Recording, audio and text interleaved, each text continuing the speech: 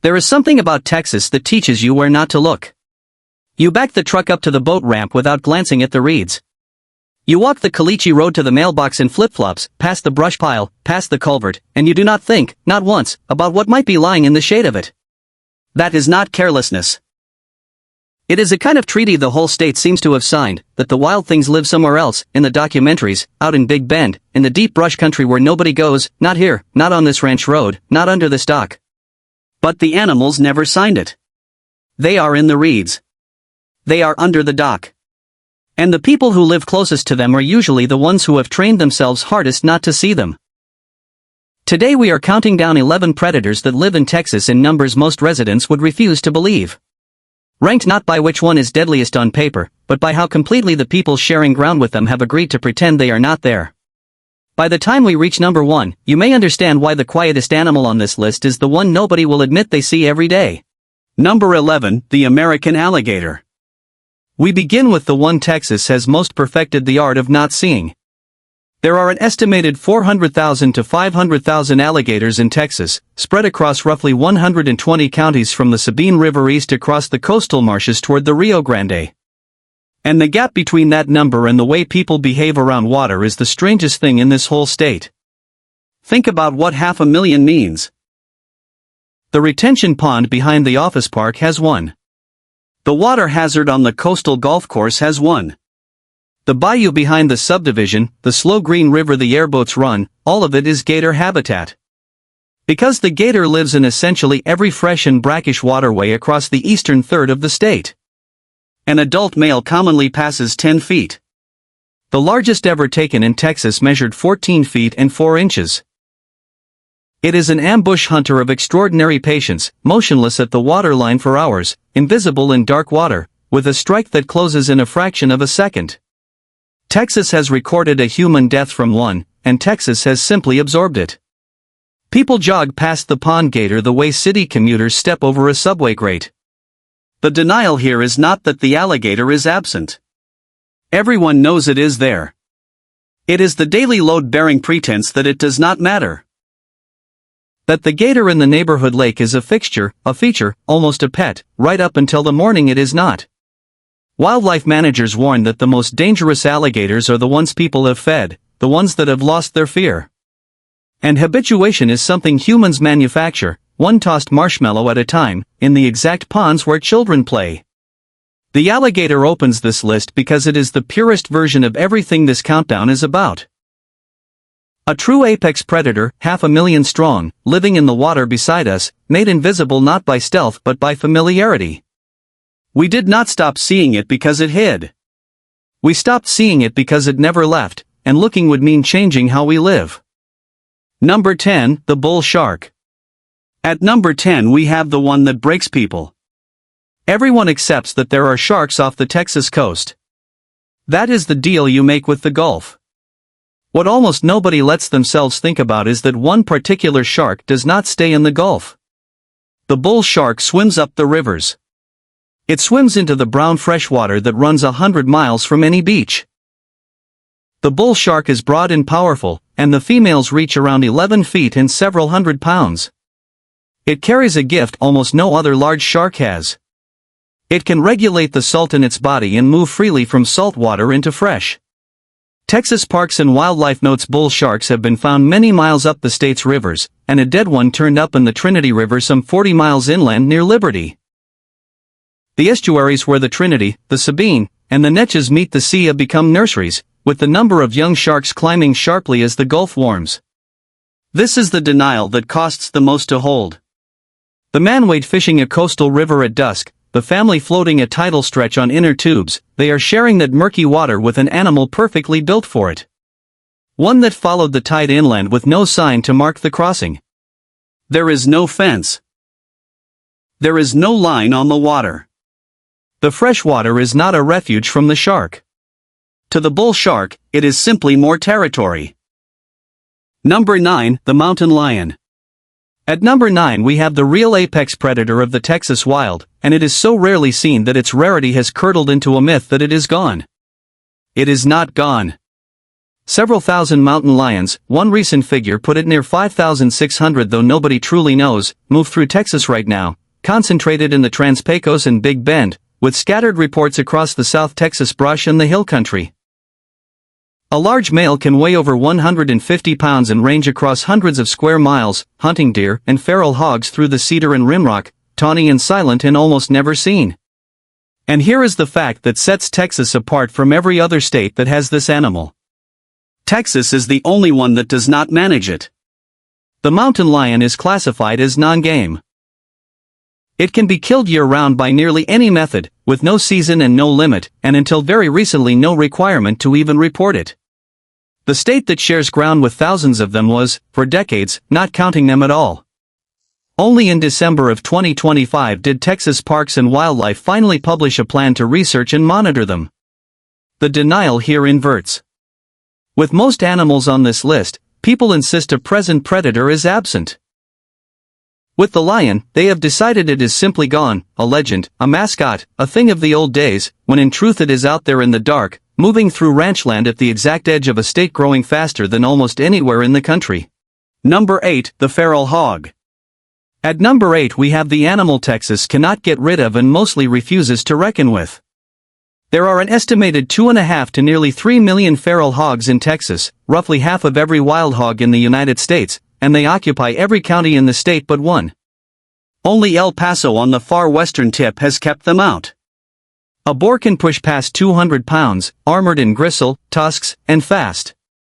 And it does something most large animals will not. It stands its ground, and it will charge. They travel in groups called sounders, and Texas Parks and Wildlife and the USDA put the damage across the state at more than $500 million a year. In 2024, a sounder tore up parkland in the city of Kyle, just outside Austin. The denial is the scale. People know feral hogs exist the way they know traffic exists, a nuisance, a rural problem, someone else's fence. What they do not picture is the number or the aggression, or that the hogs now push into subdivisions at night, drawn to water and watered lawns. 3 million animals, and nobody can quite bring themselves to count them. Number 7, the black bear. At number 7 we have an animal the average resident's mental map of Texas has no room for. Cattle, oil, coastline, hill country, but not bears. And yet the black bear is here, protected by the state as a threatened species, quietly walking back into ground it was driven out of a century ago. The story is one of return. Pushed to near nothing by the early 20th century, bears have been recolonizing from two directions, up out of Mexico into the Trans-Pecos where breeding populations now hold in the Chizos and Guadalupe Mountains, and eastward out of Louisiana and Arkansas into the Big Thicket. In 2025, Texas Parks and Wildlife confirmed sightings across several East Texas counties. An adult male commonly weighs 200 to 300 pounds. A black bear is not a hunter of people and it would rather leave than fight. But it is powerful, it learns fast, and a bear that has connected neighborhoods with easy food, the unsecured dumpster, the dog bowl on the porch, becomes a genuine hazard. And people create that without meaning to. The denial lives in the surprise. I had no idea there were bears here, said in a county that has quietly had them for years. Number 6, the western diamondback rattlesnake. At number 6 we have the snake everyone pictures and nobody expects to actually meet. The western diamondback is the most dangerous snake in Texas by the only measure that counts. It causes more serious bites and more snakebite deaths than any other species in the state. Its range is not some remote corner. It covers most of Texas, from the hill country to the brush country to the edges of West Texas towns. A big diamondback commonly runs 3 to 4 feet, and large specimens exceed 6, with a body as thick as a man's wrist and fangs long enough to drive venom deep. It gives a warning, that dry unmistakable rattle, but will not always use it, and it holds its ground where a lot of snakes would run. It lives in the mesquite and rock piles, in the tall grass beside the trail people walk every morning. The denial is the confidence. People stride through prime rattlesnake country in shorts and low shoes, certain they would hear it coming. It is coiled in the shade beside the path you know by heart, doing the one thing it is built to do, which is wait. Number 5, the Africanized honeybee. At number 5 we have the predator that does not look like one. The Africanized honeybee, the so-called killer bee, has been established in Texas since 1990 when the first colony crossed the border into Hidalgo County. To the eye it is nothing. A honeybee, indistinguishable from the gentle kind without a lab. The difference is entirely in temper. An Africanized colony defends its nest with a ferocity ordinary bees never show. It answers a disturbance with 10 times the stingers, pursues a threat for a quarter mile, and does not call off the attack when a European colony would. It has killed people and livestock in Texas, usually someone running a mower or bumping a wall cavity where a colony had moved in. The denial is the disguise. Nobody flinches at a bee.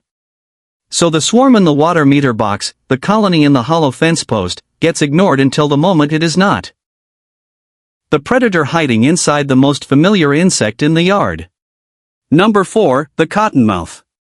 At number 4 we have the snake that ruins the water. Also called the water moccasin, the cottonmouth lives across the eastern half of Texas in exactly the places people go to cool off, the stock tank, the cypress swamp, the edge of the farm pond. A cottonmouth is thick-bodied and dark, and when cornered it throws its head back and gapes, showing the white cotton lining that gives it its name. Its venom is hemotoxic, and a serious bite is a genuine medical emergency. Here is the denial. Every dark shape in Texas water gets waved off. Just a rat snake, just a stick. People swim where cottonmouths bask and tell themselves the water is empty, because looking too closely would change how the afternoon feels. The moccasin is woven into the same swimming holes and fishing banks families return to every summer, the snake that turns the water you trust into water you have decided not to think about. Number 3, the copperhead.